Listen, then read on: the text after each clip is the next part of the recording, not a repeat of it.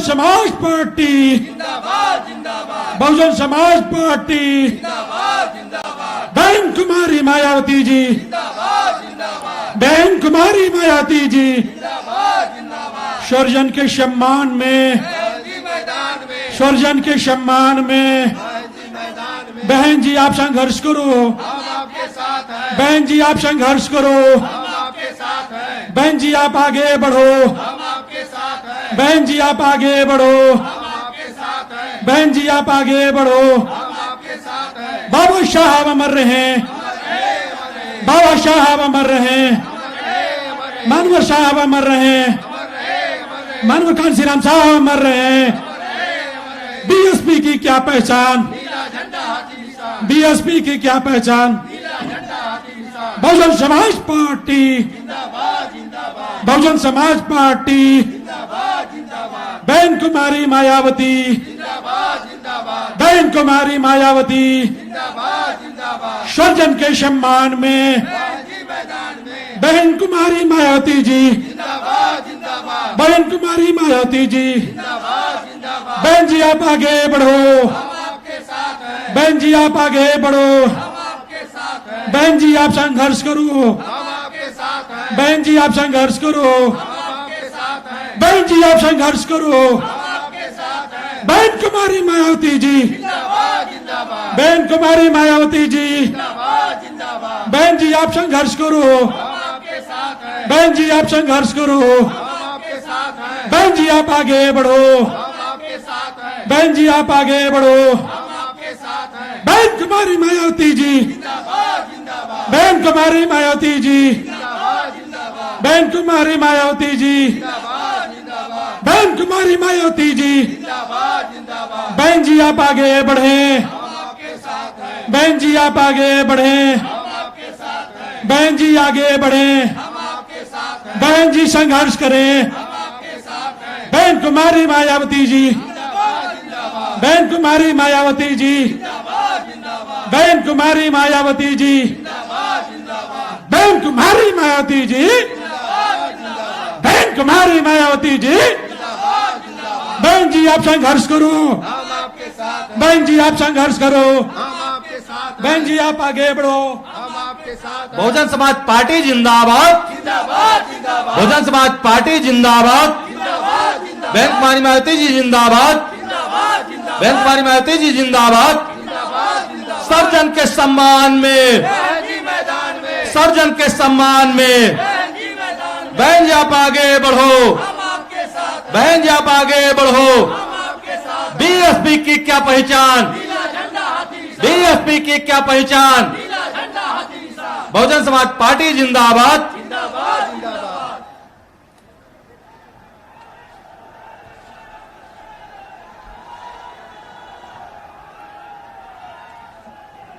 आज की चुनावी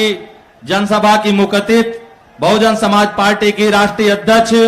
पूर्व मुख्यमंत्री, पूर्व सांसद आदरणीय बहन जी हमारे बीच पहुंच चुकी हैं। आदरणीय बहन जी के आगमन पर बहुजन समाज पार्टी यूनिट एवं सर समाज के भाई बहन आदरणीय बहन जी के सम्मान में जोरदार तालियां बजा करके स्वागत करते हैं।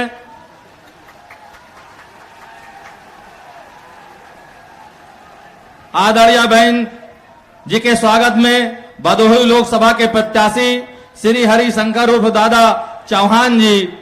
पार्टी का चुनाव चिन्ह हाथी संप्रीम भेंट करके सम्मान करेंगे।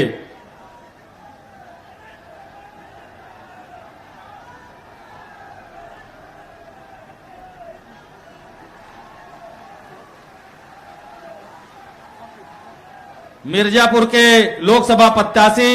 मनीष त्रिपाठी जी पार्टी का चुनाव चिन्ह हाथी सप्रीम भेंट करेंगे। राबर्टगंज सुरक्षित लोकसभा के प्रत्याशी श्री धनेश्वर गौतम जी जो पार्टी का चुनाव चिन्ह हाथी सप्रीम भेंट के सम्मान करेंगे।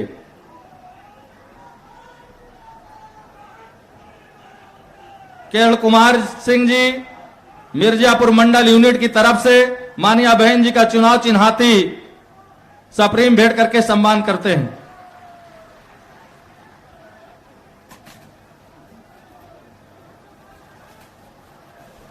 आज अब हम बड़े अदब के साथ अनुरोध करता हूं कि आज की चुनावी जनसभा की मुखतित बहुजन समाज पार्टी की राष्ट्रीय अध्यक्ष, उत्तर प्रदेश के पूर्व मुख्यमंत्री, सांसद एवं करोड़ों करोड़ों बेरोजगारों की आवाज, हम सबकी मान सम्मान सम्मान के प्रतीक आदरणीय बहन जी जनसभा को संबोधित करने की कृपा करें। आदरणीय माननीय बहन जी।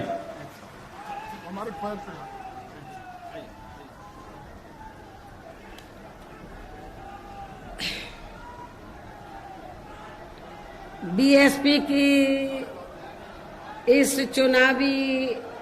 जनसभा में इकट्ठा हुए पार्टी के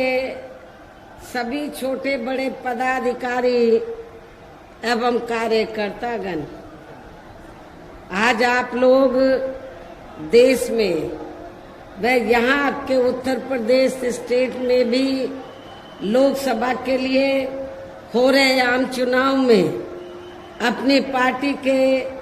उम्मीदवारों के समर्थन में मुझे सुनने के लिए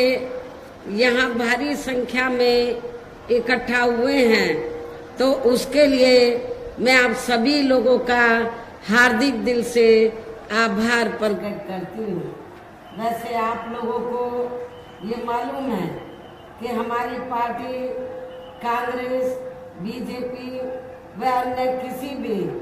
विरोधी पार्टी तथा गठबंधन आदि के साथ मिलकर नहीं, बल्कि अकेले ही अपनी पार्टी के बलबूते पर पूरी तैयारी व दमदारी के साथ ये चुनाव लड़ रही है। इसके साथ ही हमने टिकट बंटवारे के मामले में भी सर्व समाज के लोगों को उचित भागीदारी दी है, जिनको कामयाब बनाने के लिए अपनी पार्टी के लोग पूरे जी जान से लगे हैं। हालांकि आज यहाँ आपकी इकट्ठा हुई अपार भीड़ व भीड़ के जबरदस्त जोश को भी देखकर अब मुझे भी ये काफी हद तक भरोसा हो गया है कि पिछली बार की तरह इस बार भी आप लोग अपने प्रदेश से या लोकसभा चुनाव में अपनी पार्टी का बेहतर रिजल्ट जरूर लाएंगे। इसके लिए अब मैं आप लोगों का ध्यान कुछ जरूरी बातों की तरफ दिलाना चाहती हूँ, और इस संबंध में विशेषकर मैं कांग्रेस, बीजेपी व इनके अन्य सभी सहयोगी दलों के बारे में ये कहना चाहूँगी कि आज़ादी के बाद शुरू में केंद्र व देश के काफ़ी राज्यों में भी ज़्यादातर सत्ता यहाँ कांग्रेस पार्टी के ही हाथों में केंद्रित रही है, किंतु इनकी अधिकांश मामलों में रही गलत नीतियों एवं गलत कार्य प्रणाली आदि की वजह से ही फिर इस पार्टी को केंद्र में काफ़ी राज्यों की भी सत्ता से बाहर होना पड़ा है, तथा यही स्थिति इनकी सहयोगी पार्टियों की भी बनी रही है, जिसके कारण ही फिर पिछले कई वर्षों से बीजेपी व इनके सहयोगी दल केंद्र एवं काफ़ी राज्यों की भी सत्ता में काबिज हो गए हैं, लेकिन इनकी भी ज़्यादातर रही जातिवादी, पूंजीवादी, संकीर्ण, सांप्रदायिक व द्वेषपूर्ण नीतियों एवं कार्य प्रणाली आदि से तथा इनकी कथनी व करनी में भी काफ़ी अंतर होने की वजह से अब ऐसा लगता है इस बार ये पार्टी भी केंद्र की सत्ता में आसानी से वापस आने वाली नहीं है, यानी कि भारतीय जनता पार्टी भी इस बार केंद्र की सत्ता में आसानी से वापस आने वाली नहीं है, बशर्ते यदि ये चुनाव इस बार फ्री एंड फेयर होता है तथा आम चर्चा के मुताबिक वोटिंग मशीनों में भी काफ़ी गड़बड़ी आदि नहीं की जाती है, और वैसे भी इस बार चुनाव में इनकी कोई भी पुरानी एवं नई चल रही नाटकबाजी, जुमलेबाजी व गारंटी आदि काम में आने वाली नहीं है, क्योंकि अब देश की जनता काफ़ी हद तक इस बात को समझ चुकी है कि इनकी पार्टी ने अब तक देश के विशेषकर गरीबों, कमजोर तबकों, मध्यम वर्गीय एवं अन्य मेहनतकश लोगों को जो इन्हें अच्छे दिन दिखाने के असंख्य प्रलोभन भरे वायदे किए हैं तथा अनेकों हवाई व कागजी गारंटी आदि भी दी है, तो उनका जमीनी हकीकत में अभी तक इन्होंने लगभग 1/4 हिस्सा भी कार्य पूरा नहीं किया है, बल्कि इसके स्थान पर इनका ज्यादातर समय व ताकत भी जहाँ इनके अपने चहेते रहे बड़े बड़े पूंजीपतियों एवं धन्ना सेठों को ही ज्यादा से ज्यादा मालामाल व धनवान आदि बनाने में तथा इन्हें हर स्तर पर छूट देने में व बचाने में ही लगी रही है, जिनके अधिकांश आर्थिक सहयोग से ही ये पार्टी व अन्य पार्टियां भी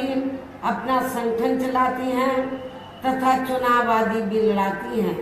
जिसका काफी कुछ खुलासा बॉन्ड की आई रिपोर्ट से भी हो जाता है। और इस संदर्भ में मैं आप लोगों को ये बताना चाहती हूँ कि अभी कुछ दिन पहले माननीय सुप्रीम कोर्ट ने बॉन्ड के बारे में जो रिपोर्ट का खुलासा किया है, तो उससे ये स्पष्ट हो जाता है कि इससे स्पष्ट हो जाता है कि इस देश में कांग्रेस, बीजेपी, अन्य जो और भी विरोधी पार्टियां हैं, तो उन्होंने इस देश के बड़े बड़े पूंजीपतियों व धन्ना सेठों से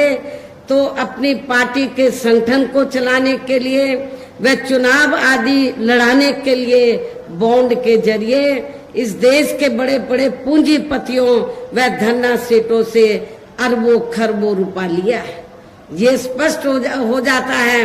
लेकिन उस रिपोर्ट में ये भी खुलासा किया गया है कि देश में अकेले ही बहुजन समाज पार्टी एक ऐसी पार्टी है जिसने बॉन्ड के जरिए एक भी पैसा किसी भी इस देश के पूंजीपति व धन्ना सेठ से नहीं लिया है, बल्कि हमारी पार्टी तो हर साल बीएसपी की मेंबरशिप के जरिए व मेरे जन्मदिन के मौके पर व चुनाव के दौरान भी अपने कार्यकर्ताओं से ही थोड़ा थोड़ा धन इकट्ठा करके अपनी पार्टी के संगठन को चलाती है तथा चुनाव आदि भी लड़ाती है। इसके साथ ही यहाँ मैं ये भी कहना चाहूंगी कि इसके साथ ही अब ऐसा लगता है कि कांग्रेस पार्टी की तरह ही बीजेपी ने भी केंद्र की तमाम सरकारी जांच एजेंसियों का ज्यादातर राजनीतिकरण ही कर दिया है। इसके अलावा देश के किसान वर्ग भी वर्तमान बीजेपी की सरकार में शुरू से ही अपनी विभिन्न समस्याओं को लेकर काफी ज्यादा दुखी व परेशान रहे हैं और अभी भी हैं। जबकि यूपी में 4 बार हमारी पार्टी की रही सरकार ने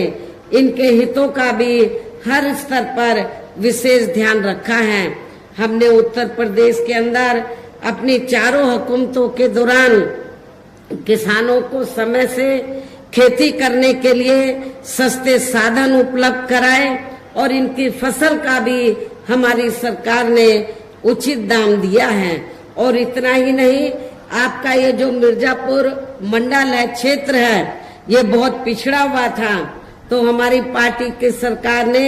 इस क्षेत्र को भी बड़े पैमाने पर अपनी हुकूमत के दौरान विकसित किया है। खासकर सोनभद्र इलाका जो बहुत पिछड़ा हुआ था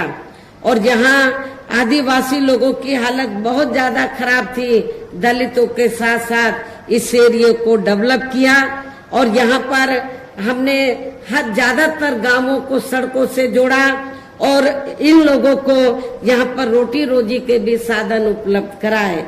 तो तभी से ये एरिया काफी डेवलप हुआ है और यहाँ नक्सली वारदातें भी बीएसपी की सरकार बनने के बाद से खत्म हुई हैं, जब से इस क्षेत्र का विकास हुआ है। इतना ही नहीं, बल्कि केंद्र में पूर्व की रही कांग्रेसी सरकार की तरह ही वर्तमान भाजपा सरकार में भी इनकी जातिहीन, सांप्रदायिक एवं पूंजीवादी सोच व नीतियों के चलते ही पूरे देश में सर्व समाज में से खासकर गरीबों, दलितों, आदिवासियों, पिछड़े वर्गों, मुस्लिम एवं अन्य धार्मिक अल्पसंख्यक समाज के लोगों का भी पूर्ण रूप से विकास व उत्थान आदि नहीं हो सका है। और इस संदर्भ में वैसे आप लोगों को ये मालूम है कि पूरे देश में यहाँ दलितों, आदिवासियों एवं अन्य पिछड़े वर्गों का सरकारी नौकरियों में वर्षों से अधूरा पड़ा आरक्षण का कोटा भी अभी तक पूरा नहीं भरा गया है। विशेषकर एससी व एसटी वर्गों के सरकारी कर्मचारियों का पदोन्नति में आरक्षण भी अब काफी हद तक प्रभावहीन बना दिया गया है। और सपा सरकार में तो ये व्यवस्था बिल्कुल ही खत्म कर दी गई थी। साथ ही केंद्र व राज्यों में भी विरोधी पार्टियों की रही सरकारों में इन सभी वर्गों को प्राइवेट सेक्टर में आरक्षण दिए जाने की व्यवस्था किए बिना ही इनकी सरकारों के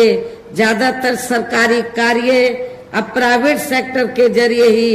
इनके बड़े बड़े पूंजीपतियों व धन्ना सेठों आदि को ही दिए जाने के कारण अब इनको पूरे देश में आरक्षण का बहुत कम ही लाभ मिल पा रहा है। इसी प्रकार इनका अन्य और मामलों में भी शोषण में उत्पीड़न आदि होना अभी तक भी बंद नहीं हुआ है। इनके साथ साथ मुस्लिम व अन्य धार्मिक अल्पसंख्यक समाज के लोगों की भी हालत हर स्तर पर या काफी ज्यादा खराब व दयनीय ही बनी हुई है, जिसका काफी कुछ खुलासा सच्चर कमेटी की रिपोर्ट में भी किया गया है। इतना ही नहीं बल्कि पिछले कुछ वर्षों से केंद्र व अधिकांश राज्यों में भी बीजेपी व आरएसएस की सरकारों के चलते हुए अब इनका विकास व उत्थान आदि होना भी काफी हद तक बंद सही हो गया है। आए दिन इन पर खासकर हिंदुत्व की आड़ में हो रही जुल्म जाति भी यहाँ काफी ज्यादा चरम सीमा पर पहुंच चुकी है। इनके साथ साथ अपर कास्ट समाज में से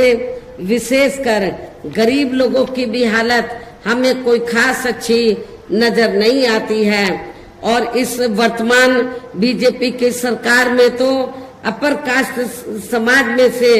जो खासकर ब्राह्मण समाज है उनका बड़े पैमाने पर पूरे प्रदेश में उत्पीड़न हो रहा है। इनकी गलत कृषि नीतियों के कारण किसान वर्ग भी आए दिन आंदोलित ही रहता है। साथ ही इनकी गलत आर्थिक नीतियों की वजह से देश की अर्थव्यवस्था पर भी इसका काफी बुरा प्रभाव पड़ा है, जिससे यहाँ विशेषकर छोटे एवं मध्यम वर्गीय व्यापारी वर्ग भी काफी ज्यादा दुखी व परेशान हैं। और अब केंद्र में पूर्व की रही सरकारों की तरह ही वर्तमान भाजपा सरकार में भी यहाँ पूरे देश में गरीबी, बेरोजगारी एवं महंगाई आदि भी लगातार काफी ज्यादा बढ़ रही है। देश में हर स्तर पर फैला भ्रष्टाचार भी अभी तक खत्म नहीं हुआ है। ऐसे में अब आप लोगों को देश में हो रहे लोकसभा चुनाव में कांग्रेस, बीजेपी व इनकी सहयोगी पार्टियों को भी केंद्र की सत्ता में आने से जरूर रोकना है। जिनकी गलत नीतियों व गलत कार्य प्रणाली आदि को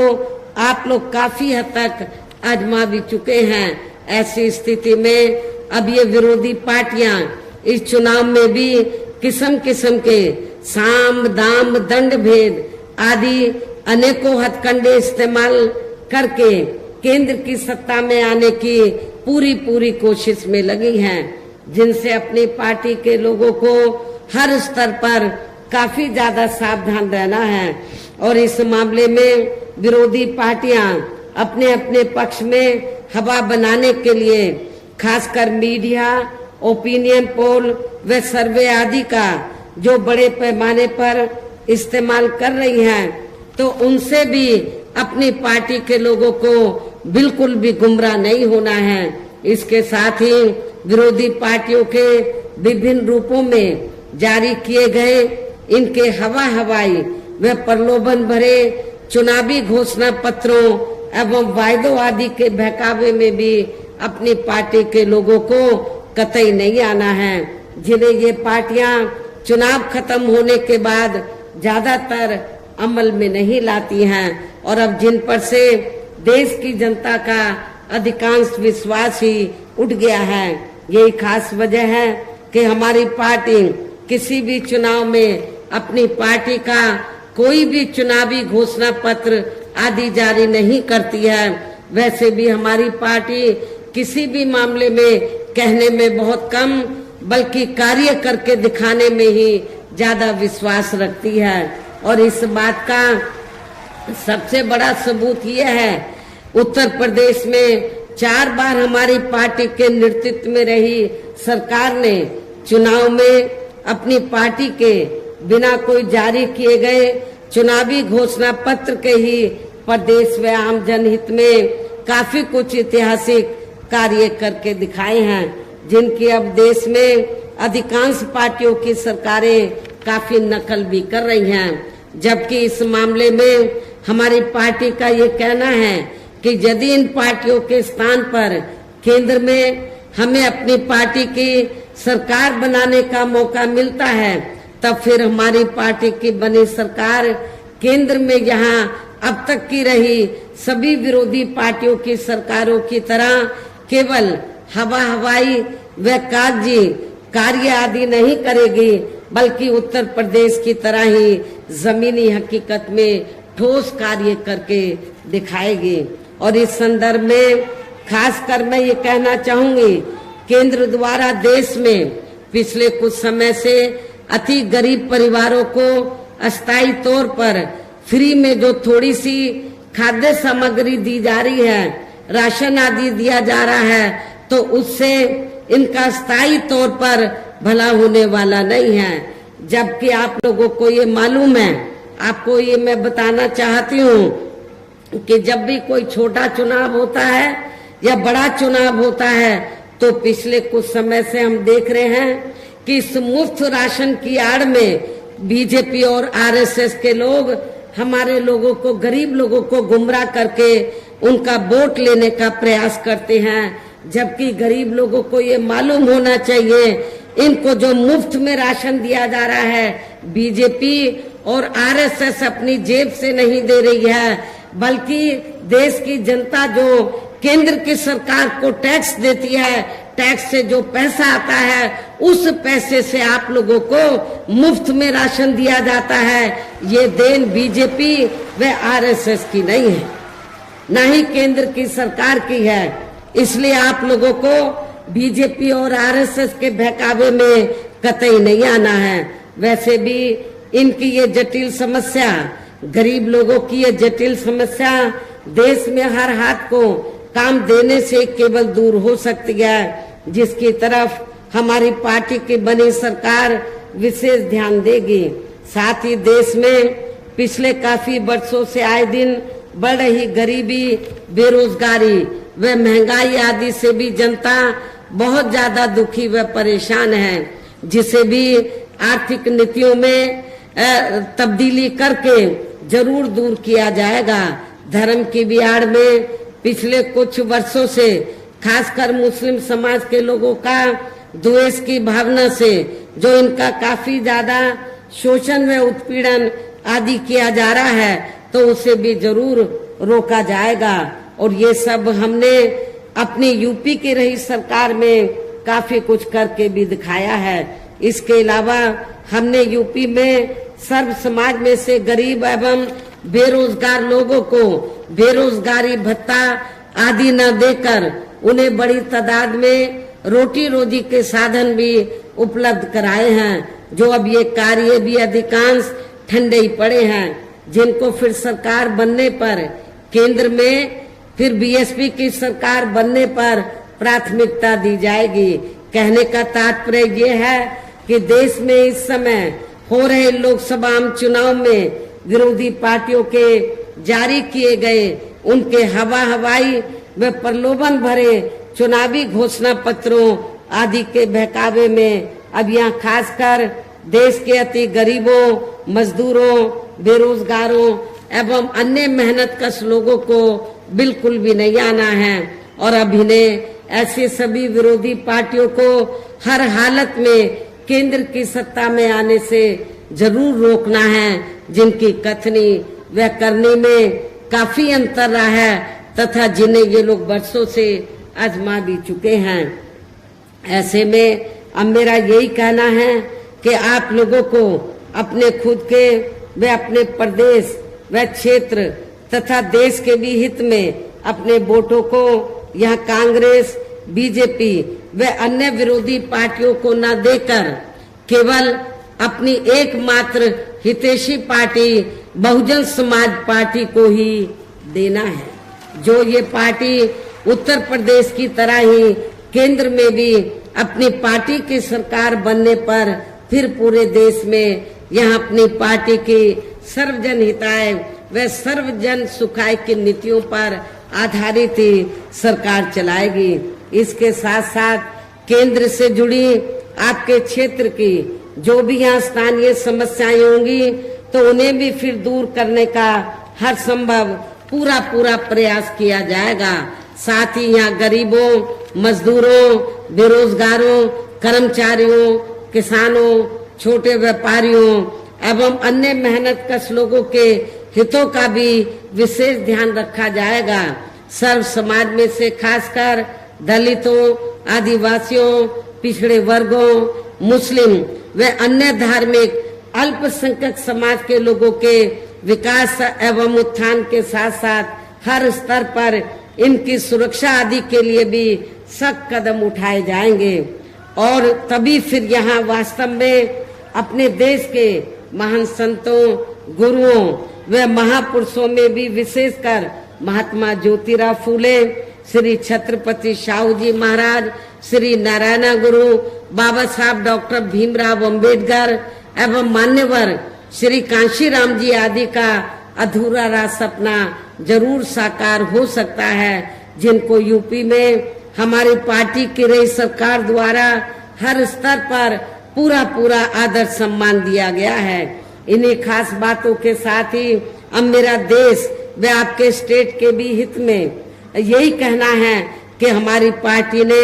यहाँ जिनको भी लोकसभा के लिए चुनाव के मैदान में उतारा है, आपके मिर्जापुर मंडल में यहाँ जिनको भी चुनाव के मैदान में उतारा है, जो आपके सामने मंच पर मौजूद भी हैं, तो उन्हें आपको जरूर कामयाब बनाना है, जिसके लिए यहाँ पार्टी के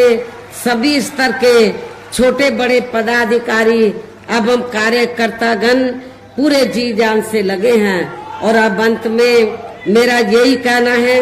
कि आप लोगों को वोट पड़ने वाले दिन यहाँ बीएसपी के